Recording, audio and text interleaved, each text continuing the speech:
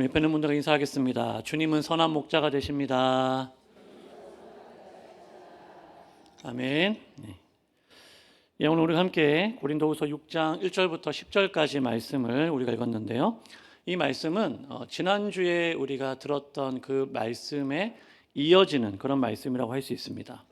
그래서 오늘 본문을 우리가 두 부분으로 이렇게 나누어 본다면 앞에 나오는 1절, 2절 그리고 뒤에 나오는 3절부터 10절까지 이렇게 나누어 볼 수 있는데 1절, 2절은 지난주에 우리가 들었던 고린도후서 5장 11절부터 21절까지 그 말씀의 결론과도 같은 그런 말씀이라고 할 수 있고요.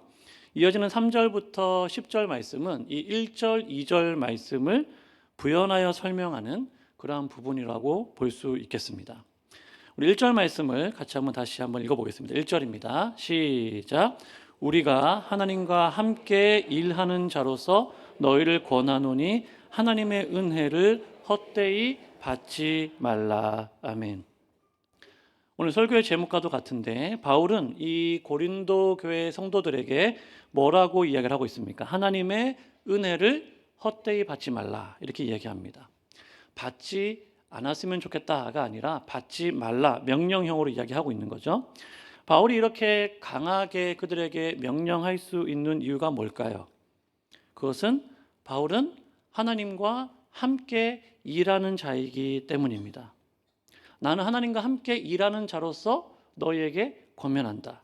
즉 하나님의 동역자이기 때문에 이렇게 강하게 이야기할 수 있는 것이죠. 동역자는 모든 권리를 함께 나누어서 가지는 사람입니다. 물론 지분은 좀 다를 수 있겠지만 어떤 부분에 있어서 모든 권리를 다 행사할 수 있는 사람이죠. 하나님의 동역자, 하나님의 동역자인 바울, 그가 하나님의 동역자이기 때문에 그의 말은 무시할 수 없는 말이고 영향력이 있는 말이 되는 것입니다. 성도들에게 은혜를 주는 분은 누구십니까? 하나님이 주시는 거잖아요. 바울이 주는 게 아니잖아요. 하나님이 성도들에게 은혜를 주시는데 바울이 주는 것이 아닌데 바울은 마치 자신이 은혜를 주는 것처럼 그렇게 강하게 그들에게 얘기하는 거죠. 하나님의 은혜를 헛되이 받지 말라 이렇게 얘기하는 거예요. 그가 하나님의 동역자이기 때문에 하나님의 은혜를 헛되이 받지 말라라고 말할 수 있고 그래서 그의 말은 하나님의 말이 되고 하나님의 뜻이 되는 것입니다. 바울이 하나님의 은혜를 헛되이 받지 말라라고 했는데 이 말은 고린도 교회 성도들이 은혜를 받았다는 겁니까? 안 받았다는 겁니까? 받았다는 거죠. 그들이 하나님의 은혜를 받았다는 거예요. 그런데 헛되이 받았다, 잘못 받고 있다라는 것을 이야기하고 있는 것입니다. 헛되이라는 말은 비어있는, 공허한 그런 의미를 가지고 있습니다. 그러니까 은혜를 받긴 받았는데 하나님의 은혜를 받았는데 그 속이 텅 비어 있더라는 것이죠. 그 안에 은혜가 꽉 차 있어야 되는데 그것이 비어 있는 것, 그게 뭐냐면 헛되이 은혜를 받는 것입니다. 은혜를 받기는 받았는데 안 받은 것과는 별반 다를 게 없는 그런 상태가 뭐냐면 은혜를 헛되이 받는 것이죠. 그렇다면 고린도 교회 성도들이 하나님께 받은 그 은혜가 뭘까요? 그것은 바로 앞에 5장에서 계속해서 이야기하고 있는 그런 말씀이죠. 지난주에 우리가 들었던 말씀, 우리 한가람 목사님이 말씀을 전해주셨는데 기억나시죠? 한가람 목사님이 기억나면 안 되고 한가람 목사님이 전한 말씀이 기억이 나야 되는데 그 고린도 교회 성도들이 받은 은혜, 그 복음, 그 핵심이 뭐냐면은 우리가 잘 아는 고린도 후서 5장 17절 말씀입니다. 우리 자막에 나올 때 다시 한번 읽어볼까요? 시작. 그런즉 누구든지 그리스도 안에 있으면 새로운 피조물이라. 이전 것은 지나갔으니 보라 새 것이 되었도다. 많은 것들을 이야기했지만 그 가운데 핵심이 뭐냐면은 너희는 그리스도 안에서 새로운 피조물이 되었다는 거예요. 그리스도 안에서. 그것이 그들이 받은 은혜입니다. 죄로 말미암아 죽을 수밖에 없는 자들, 고통받고 절망할 수밖에 없는 사람들이 예수님으로 말미암아 이제는 죽음을 두려워하지 않고 또 소망을 가지고 기쁨이 있는 삶으로 그렇게 그들이 변화되었다는 것입니다. 이전에는 하나님과 원수로 살았는데 이제는 하나님과 관계가 회복이 되고 하나님과 관계가 좋아지고 하나님과의 관계가 화목하게 되었다. 그리고 하나님 나라 백성이 되었고 하나님의 의가 되었다. 그렇게 바울이 이야기를 했죠. 그것이 하나님께서 고린도 교회 성도들에게 베풀어 주신 은혜입니다. 어느 누구도 이런 은혜를 그들에게 줄 수 없죠. 오직 하나님만이 주실 수 있는 거예요.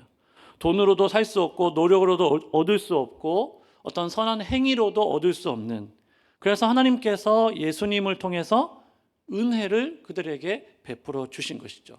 그리스도 안에서 새로운 피조물이 되는 은혜를 그들에게 베푸신 것입니다. 이런 엄청난 은혜, 그리스도 안에서 새로운 피조물 되는 그런 은혜를 그들이 받았기 때문에 너희가 그 은혜를 쓸데없는 것으로 만들지 말고, 그 은혜를 헛된 것으로 만들지 말고 그 은혜를 제대로 받아야 된다라고 바울이 얘기하고 있는 것이죠. 오늘 우리가 이 하나님의 은혜를 헛되이 받지 말라라고 말하는 이 바울의 외침에 우리가 귀를 기울여야 되는 이유는, 우리도 하나님의 은혜를 많이 받은 자들 아닙니까? 하나님의 은혜를 우리가 많이 받은 자들로서 자칫 잘못하면 하나님의 은혜를 헛되이 받을 수 있기 때문에, 그 속이 은혜로 꽉 차 있어야 되는데 그 속이 텅 비어 있을 수 있기 때문에 우리들에게도 동일하게 주시는 말씀이라고 할 수 있는 것입니다. 우리가 신앙생활하면서 가장 많이 듣는 말, 또 가장 자주 사용하는 말이 있다면 뭘까요? 바로 은혜라는 단어일 것입니다. 은혜, 받을 자격이 없는 자에게 거저 주시는 하나님의 선물이 바로 은혜죠. 그 은혜의 핵심이 하나님의 사랑이고, 그 사랑은 십자가에서 죽으신 예수 그리스도를 통하여 우리들에게 나타나게 되었습니다. 십자가에 달리신 예수님은 그 우리를 사랑하시는 하나님의 사랑, 하나님의 은혜의 핵심이기 때문에 누구든지 그 예수님을 믿으면 죄가 용서되고 의로운 자로 인정을 받고 영원한 생명과 구원을 얻게 되는 것이죠. 그런데 문제가 무엇입니까? 하나님께서 아무리 큰 은혜를 준비하시고 큰 은혜를 우리들에게 선물로 주신다고 해도 그것을 받는 그 사람이 그 은혜의 가치를 제대로 알지 못하고 오늘 본문에 나오는 것처럼 헛되이 그렇게 받는 자들이 있더라라는 것이죠. 하나님이 주신 은혜를 잘 받으면 그것은 정말 그 사람에게 큰 기쁨이 되고 큰 유익이 되고 삶이 변화되는 값비싼 은혜가 될 것입니다. 하지만 은혜를 헛되이 받으면 오히려 은혜를 베푸신 하나님의 사랑을 보잘것없는 것처럼 만들고, 그래서 그 하나님의 은혜가 값비싼 은혜가 아니라 값싼 은혜로 만들어 버린다는 것입니다.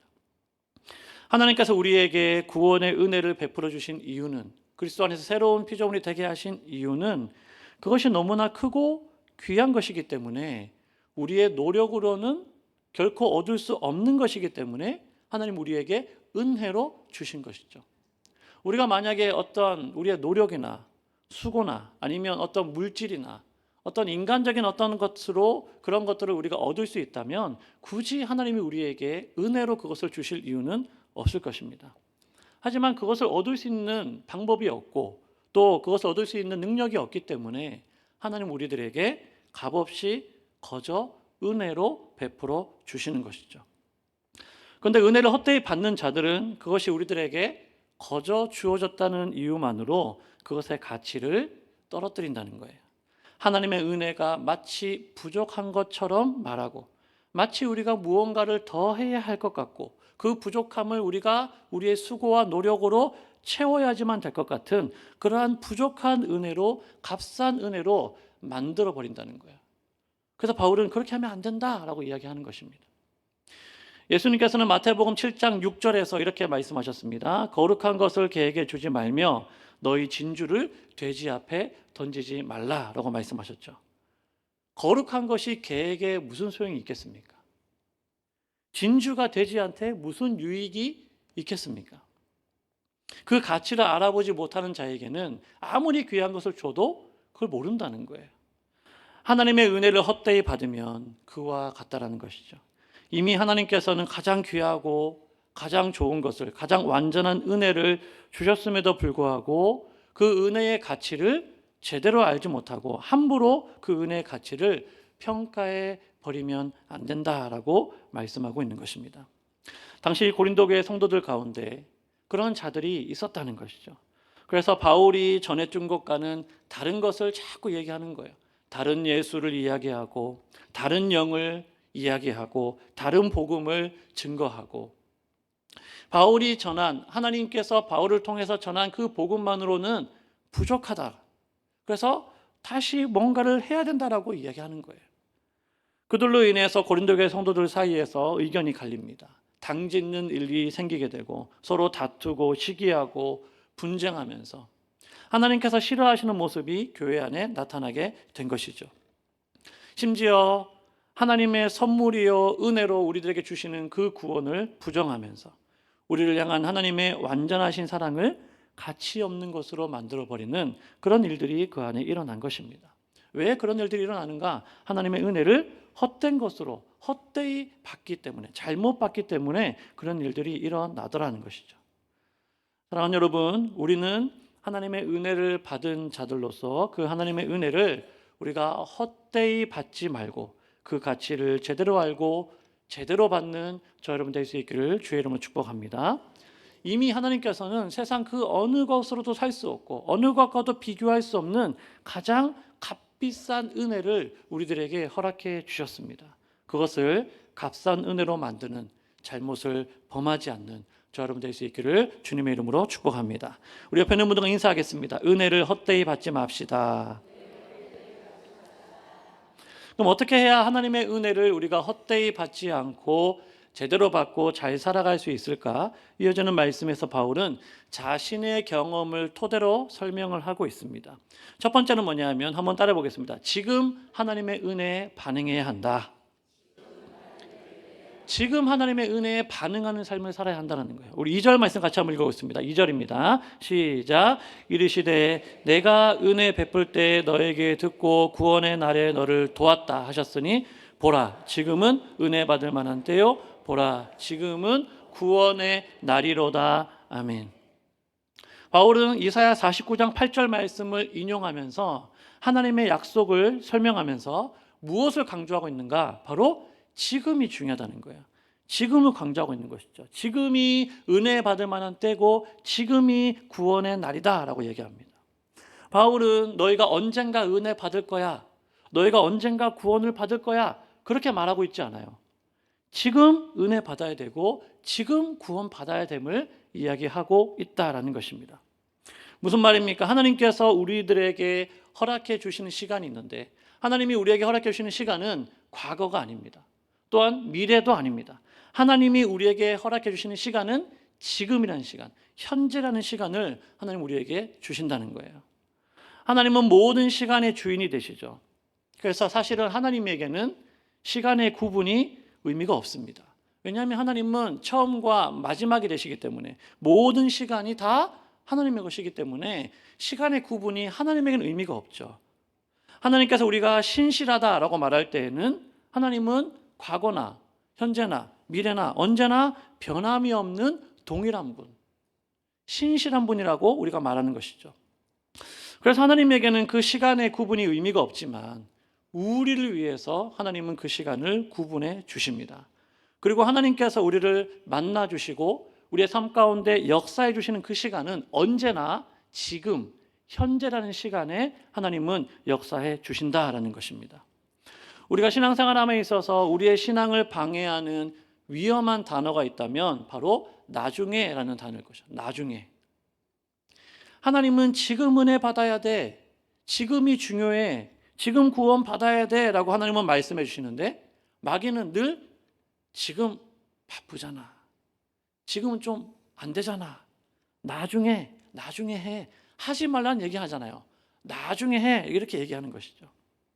기도해야 되지, 나중에 기도하면 되지, 나중에 말씀 읽으면 되지, 나중에 봉사하면 되지, 내년에 하면 되지, 나중에 좀 상황이 좋아지면 좀 여유가 생기면 하면 되지, 나중에 그 사람 용서하면 되지, 나중에 말씀에 순종하면 되지. 계속 나중에 이야기하는 것입니다.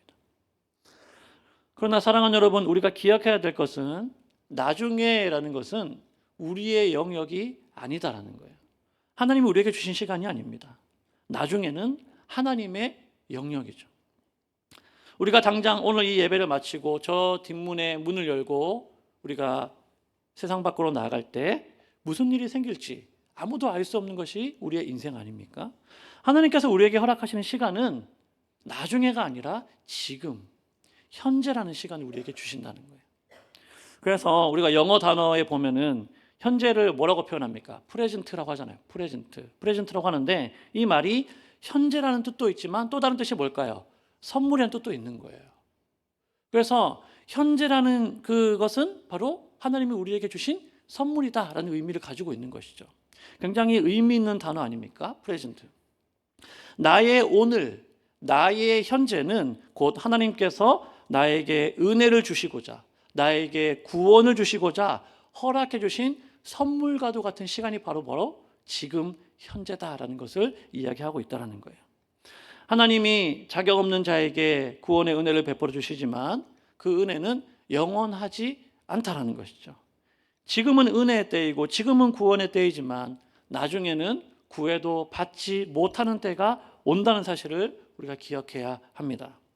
마치 노아의 때와 같이 방주의 문이 열려 있을 때는 그 안에 들어갈 수 있지만 방주의 문이 닫힌 이후에는 아무도 그 안에 들어갈 수가 없습니다.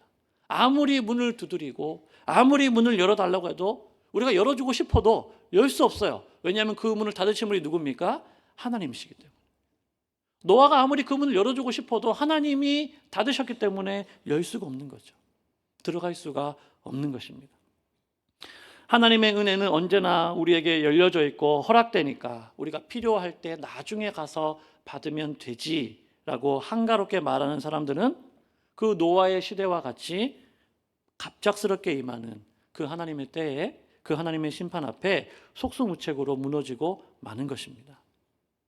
하지만 하나님의 은혜를 헛되이 받지 않는 자들, 오늘 내가 받은 그 은혜가 얼마나 귀한 것이고 얼마나 시급하고 긴급한 것인가를 우리가 안다면 우리의 세월을, 우리의 시간을 우리는 헛되이 보내지 않을 것입니다. 주님 말씀하신 것처럼 세월을 아끼면서 오늘 나에게 주신 지금 현재라는 그 시간을 우리가 소중하게 여기면서 하나님의 은혜 가운데 하나님의 뜻이 무엇인지 그 뜻을 살피면서 그 하나님의 말씀 앞에 반응하고 순종하는 그런 삶을 살게 된다라는 것이죠. 그러므로 지금 오늘 하나님의 은혜에 믿음으로 반응하는 여러분 되실 수 있기를 축복합니다. 나중에 해야지라고 미뤄둔 것들 있을 거예요. 여러분만이 알고 있는 나중에 해야지, 집 청소 나중에 해야지, 방 청소 나중에 해야지, 기도 나중에 해야지. 회개해야 될 죄가 있다면 여러분 오늘 회개하시기 바랍니다. 기도해야 될 제목들이 있다면 오늘 하나님 앞에 무릎으로 나아가시기 바랍니다. 우리 가운데 그렇지 않겠지만 아직까지 예수님을 제대로 믿지 못하고 예수님을 알지 못하는 분이 계시다면 예수님을 믿고 구원받는 은혜가 있을 수 있기를 주님의 이름으로 축복합니다. 두 번째, 우리가 은혜를 헛되이 받지 않으려면 한번 따라해 보실까요? 고난 가운데에서도 하나님의 일꾼으로 살아야 한다. 우리 3절 4절 말씀 같이 한번 읽어보겠습니다. 3절 4절입니다. 시작. 우리가 이 직분이 비방을 받지 않게 하려고 무엇에든지 아무에게도 거리끼지 않게 하고 오직 모든 일에 하나님의 일꾼으로 자천하여 많이 견디는 것과 환난과 궁핍과 고난과 아멘. 바울이 뭐라고 얘기하고 있습니까? 무엇이 비방받지 않게 하려고 힘썼다고 합니까? 이 직분이 비방받지 않게 하려고 애썼다고 해요. 근데 그 직분은 뭐냐? 5장에 나오는 지난주에 우리가 들었던 그 직분이죠. 그게 뭡니까? 화목하게 하는 직분인 거예요. 하나님께서 우리에게 주신 그 화목하게 하는 그 직분, 예수 그리스도를 통하여 하나님과 화목하게 되고 이제는 예수 그리스도의 사신이 되어서 세상이 하나님과 화목하게 하도록 하나님의 말씀을 전하고 하나님의 복음을 맡은 그 직분, 화목하게 하는 그 직분을 의미하는 것이죠. 그 직분이 비방받지 않게 하려고 애썼다고 합니다. 바울에게 정말 중요한 것은 자신의 어떤 체면이나 자신의 어떤 자존심이 아니었죠. 내가 중요한 것이 아니라 하나님께서 나에게 맡기신 그 직분이 중요하다는 거예요. 화목하게 하는 그 직분이 중요하다는 거예요. 그래서 그 직분이 비방을 받지 않게 하고 욕을 먹게 하지 않도록 그렇게 애쓰는 삶을 살았다 라고 이야기합니다. 박종훈이라는 사람이 있는데, 박종훈이라는 사람 목사 아닙니까? 하나님께서 저에게 맡기신 직분이 뭡니까? 목사라는 직분이잖아요. 박종훈이라는 사람은 별로 중요하지 않죠. 이게 뭐가 중요합니까? 욕 좀 먹고 자존심 상해도 되죠. 그러나 내가 맡고 있는 그 직분, 목사라는 직분, 그게 세상 가운데 사람들에게 비방당하지 아니하고 욕먹지 않도록 애쓰고 삶을 살아야 한다는 거예요. 그걸 얘기하고 있는 거예요. 내가 중요한 것이 아니라 하나님이 나에게 맡기신 그게 중요하다는 것이죠. 그래서 바울은 모든 일에 하나님의 일꾼으로 자천했다고 합니다. 스스로 청했다는 거예요. 그래서 평생 하나님의 일꾼으로 복음을 전하는 삶을 살았는데, 그렇게 살았던 바울의 삶이 어떠했다고 합니까? 우리가 4절 말씀에 보면은 많이 견뎠고 환난과 그죠? 궁핍과 고난과 매맞는 것과 먹지 못하는 삶과 그런 삶을 그가 살았다는 거예요. 한마디로 고난이 연속되는 삶을 그가 살았다는 것입니다. 세상 많은 사람들은 하나님의 은혜를 받으면 우리의 삶에 아무런 고난도 아픔도 없을 것이라고 생각을 합니다. 하나님께서 내 삶에 찾아오는 모든 문제, 모든 어려움, 모든 힘듦을 하나님이 다 막아주시겠지. 모든 일이 내가 기도하는 대로 이루어지고 형통하게 되고 모든 일들이 다 잘 되도록 해주시겠지라고 세상 사람들은 생각합니다.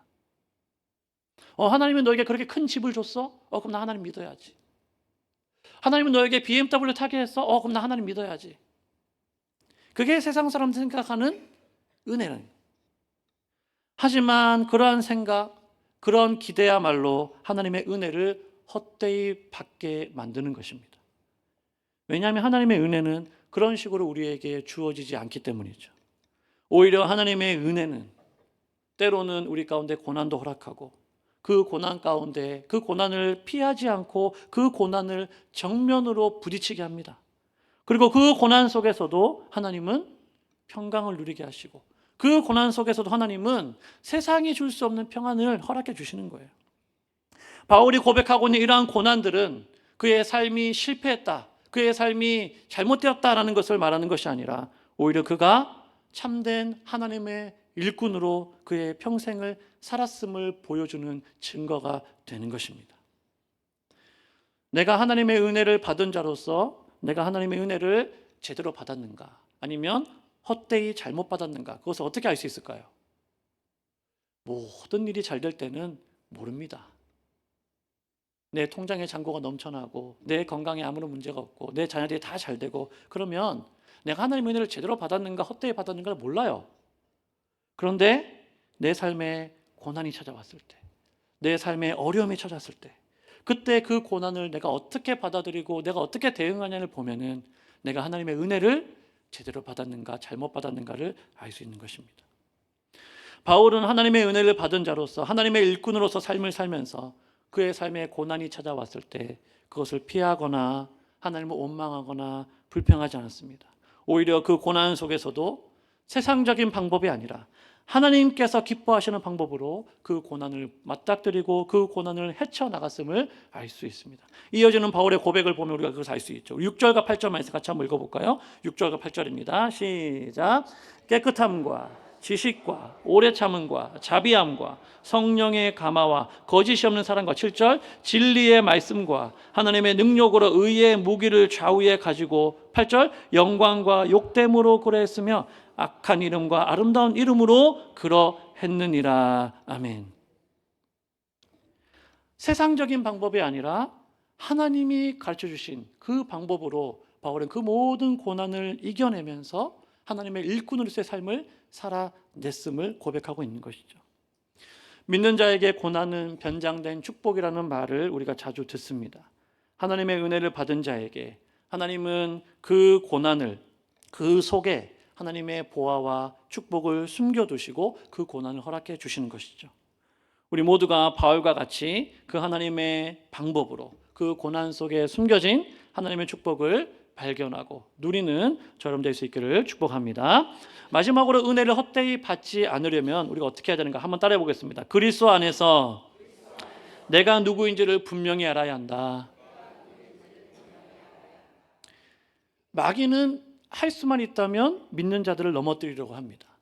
이미 믿지 않는 자들, 이미 세상 가운데 죄악 가운데 있는 자들은 어떻게 보면 마귀의 공격 대상이 아니죠. 마귀는 누굴 공격할까요? 조금 더 믿음으로 잘 살아보려고 하는 저와 여러분, 좀 더 하나님의 백성으로 하나님의 뜻대로 살아보려고 하는 믿는 자들을 마귀는 넘어뜨리려고 하죠. 그 믿는 자들을 넘어뜨리기 위해서 마귀가 자주 사용하는 방법이 뭘까요? 거짓말하는 거예요. 속이는 겁니다. 거짓을 진실처럼, 거짓이 실제인 것처럼, 진실처럼 그렇게 속이고 그렇게 만드는 거예요. 근데 그 마귀의 거짓말이 얼마나 리얼한가, 얼마나 현실적인지 정말 진실 같아서 어떨 때는 그 마귀의 속임수에 우리가 넘어가기도 합니다. 정신을 바짝 차리지 않으면 깜짝같이 속아서 넘어간다라는 거예요. 광명한 천사의 모습으로 온다고 하지 않습니까? 진짜 거짓말인데 진짜처럼 우리에게 다가오기 때문에 우리가 그것을 잘 분별하지 못하면 넘어가는 거죠. 허상이 있고 실상이 있다고 하지 않습니까? 너무 진짜 같은 허상이 있으니까 진짜인 실상을 제대로 보지 못하게 하는 것이죠. 바울은 우리가 은혜를 헛되이 받지 않기 위해서 그런 마귀의 속임수에 속지 말고 진짜 내가 누구인가, 진짜 우리가 누구인가, 그리스도 안에서 하나님께서 우리를 어떤 존재로 만드셨는가를 분명히 볼 것을 말씀하고 있다는 거예요. 마귀의 속임수가 뭡니까? 오늘 말씀에 보면은 우리를 속이는 자다, 너희는 무명한 자다, 너희는 죽은 자다, 징계를 받는 자다, 근심하는 자다, 가난한 자다, 아무것도 없는 자라, 그렇게 끊임없이 우리들에게 속삭입니다. 세상과 비교하고 다른 사람과 비교하고 그러면서 나 자신을, 나의 가치를 떨어뜨리고 별 볼 일 없는 사람처럼 그렇게 우리를 속인다는 거예요. 하지만 그것이 다 뭐냐? 허상이라는 거죠. 거짓말이라는 거죠. 진짜가 아닙니다. 실상 진짜 우리의 모습은 어떤 자들이라고 바울이 얘기합니까? 그 반대되는 것들을 이야기하고 있잖아요. 우리는 참된 자들이다. 우리는 유명한 자들이다. 우리는 살아있는 자들이고 죽임을 당하지 아니하는 자들이고 항상 기뻐하는 자들이고 많은 사람을 부유하게 하는 자들이고 모든 것을 가진 자라고 바울이 이야기하고 있습니다. 할렐루야. 믿으십니까? 그게 진짜라는 거예요. 목사님 잘 안 느껴지는데요. 목사님 내 삶이 너무 힘든데요. 고난이 있죠. 하지만 그런다고 해서 우리의 실상, 우리의 본질이 바뀌는 것이 아니다는 거예요. 우리는 늘 말해야 됩니다. 나는 참된 자고, 우리는 부유한 자고, 죽임을 당하지 않은 자고, 항상 기뻐하는 자고, 모든 것을 가진 자라. 이미 예수님이 우리를 그렇게 만들어 주셨다라고 말씀하고 있는 것이죠. 여기에 보면 눈여겨볼 표현이 있지 않습니까? 무엇 같으나, 무엇 같으나, 뭐 같아, 멀리서 보니까 뭐 같아, 이거 있잖아요. 이게 진짜라는 겁니까? 아니라는 겁니까? 뭐 같다라는 말은 진짜일 수도 있고 아닐 수도 있지만 아닐 확률이 있는 거죠. 멀리서 볼 때는 그런 것 같은데 가까이서 보니까 그게 아니네, 진짜가 아니네. 우리가 이 거짓에 속아서 자신을 그렇게 보잘것없는 것처럼, 무명한 것처럼, 무가치한 존재로 그렇게 여기면서 우리가 삶을 산다면 하나님의 은혜를 우리가 헛되이 받고 있는 것입니다. 바울이 말한 것처럼 그리스도 안에서 너희는 새로운 피조물이다, 이전 것은 지나갔다, 새 것이 되었다 라고 말씀하고 있잖아요. 여러분, 이전 것이 있습니다. 과거에 나의 모습이 있죠. 부끄럽고 못난, 별로 말하고 싶지 않은, 기억하고 싶지 않은 그러한 과거에 새로운 피조물 되기 이전에 우리의 모습이 있을 수 있습니다. 하지만 그것은 지나간 것이죠. 하나님의 은혜가 우리를 새롭게 만드는 것입니다. 그리스도 안에서 우리를 새로운 피조물로 만드셨다고 말씀하고 있습니다. 보잘것없고 소망 없던 우리들이 이제는 그리스도 안에서 하나님의 은혜로 말미암아 새로운 피조물이 되고 소망 있는 자들이 되고 영생을 누리는 자들이 되고 구원을 받은 자들이 되고 기뻐하는 자들이 되고 평안을 누리는 자들이 되었음을 말씀하고 있다는 거예요. 우리가 이 사실을 믿고 날마다 믿음으로 확신하며 나아갈 때 눈에 보이는 세상이 깝깝해 보이고 눈에 보이는 현실이 답답해 보인다 할지라도 그 마귀의 속임수에 우리가 속지 아니하고 구원받은 하나님의 자녀로 날마다 믿음으로 승리하게 될 줄로 믿습니다. 사랑하는 여러분, 하나님의 은혜는 지금도 우리를 향하여 열려 있습니다. 그 하나님의 구원의 문은 아직 닫히지 않았죠. 그래서 우리는 담대히 외치하는 거예요. 보라, 지금은 은혜 받을 만한 때다. 보라, 지금은 구원의 날이다. 너무 늦지 않은 때에 우리를 부르시고 구원의 은혜를 베푸시는 그 하나님의 은혜에 우리가 감사하고 감격하며 나아가는 우리 모두 될 수 있기를 주님의 이름으로 축복합니다. 아직도 우리의 주변에 이 사실을 알지 못하고 태평하게 즐기면서 살자, 두려운 마음 없이 삶을 살아가는 자들에게 그 하나님의 구원의 소식을, 하나님의 은혜의 소식을 전할 수 있는 우리 모두 될 수 있기를 바랍니다. 때로 우리의 삶에 고난이 찾아옵니다. 예수님은 우리가 영생을 얻는데 박해를 겸하여 얻을 것이라고 말씀했습니다. 고난이 없는 영광, 고난이 없는 평안은 없다라고 말씀해요. 죄로 말미암아 오염된 세상 속에서 언제나 우리의 삶 가운데 고난이 찾아올 수 있습니다. 고난은 하나님의 부재나 하나님의 심판을 의미하는 것이 아니라 그 고난이 어떠한 고난이든지 간에 그 고난은 하나님의 섭리와 다스림 아래 있음을 우리가 기억해야 합니다. 내게 고난이 왔을 때 그것을 피하고 부정하는 것이 아니라 그 고난 뒤에 숨겨진 하나님의 축복을 발견하고 믿음으로 그것을 바라보고 고난 가운데에서도 하나님의 일꾼으로 살아가는 저럼 될 수 있기를 축복합니다. 마귀는 끊임없이 우리를 속입니다. 무엇 같아. 너희는 아무것도 아니야. 무명한 자야. 가난한 자야. 하지만 그것에 우리가 속지 아니하고 우리를 그리스도 안에서 새로운 피조물로 살게 하시는 하나님의 그 은혜를 우리가 붙잡고 믿음으로 나아갈 때 우리가 속지 아니하고 세상 가운데에서도 하나님의 참된 자녀로 살아가게 될 줄로 믿습니다. 특별히 오늘 말씀 10절 하반절에 보면 뭐라고 말씀하고 있습니까? 10절 하반절에 보면 이렇게 바울이 얘기하잖아요. 아무것도 없는 자 같으나 뭘 가졌습니까? 모든 것을 가진 자다라고 이야기하고 있습니다. 아무것도 없는 것 같은데 모든 것을 가지고 있다라는 거예요. 여러분, 무엇이 그 차이를 만듭니까? 정말 아무것도 없는 사람이 있고 아무것도 없는 사람 같은데 모든 것을 가진 사람이 있잖아요. 무엇이 그 차이를 만드냐는 거예요. 바로 예수 그리스도가 그 차이를 만드는 것이죠. 예수 그리스도를 가졌느냐 가지지 않았느냐.